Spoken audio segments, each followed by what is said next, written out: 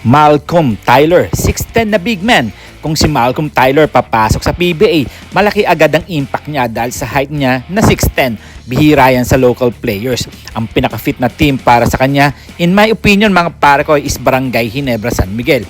Bakit Ginebra San Miguel? Kasi kilala ang Ginebra sa sistema nila na mahilig sa malalaking player na kayang mag-dominate sa loob. Isipin mo kung may ganitong kalaking player sila, parang nagdadagdag agad sa depensa at rebounding.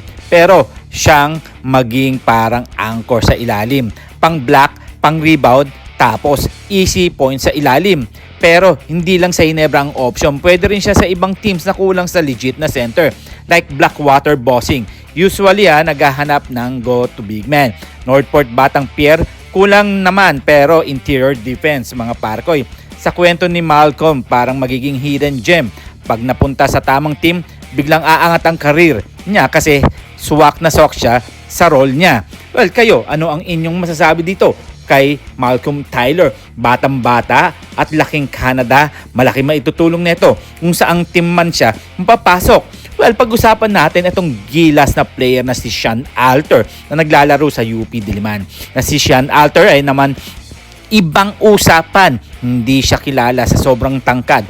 Pero kung may skills siya, shooting speed, IQ, mas flexible siya kung saan pwede mapunta. Kung hindi ulit pag-uusapan, pwede siya pero medyo mahirapan pumasok agad. Bakit? Kasi nga, loaded na guards at wings ng Ginebra, kailangan talaga standout ka para makakuha ng minutes.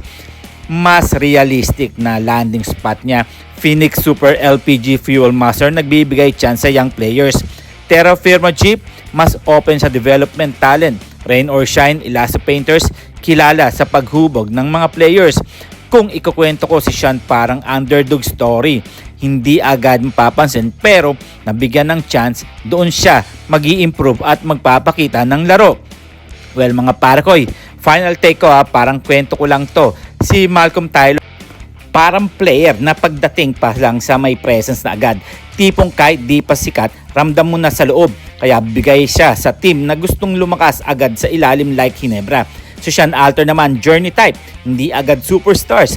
Pero pag napunta sa team na may tiwala sa kanya, doon siya bubuo ng pangalan.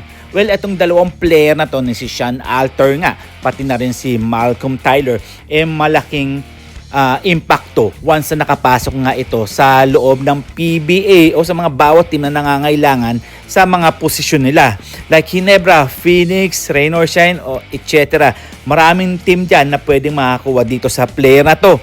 Pero kayo, mga parkoy, ano ang inyong masasabi dito sa dalawang player na to na makapaglaro nga sa Ateneo de Manila at syempre naglalaro na sa UP Diliman? Malaki kaya ang maitutulong nila at anong pick ang makukuha nila pagdating ng araw na papasok na sila sa professionals? Well, siguro mga parkoy, hanggang dito na lang tayo. At syempre, hihingin ko ang inyong opinion.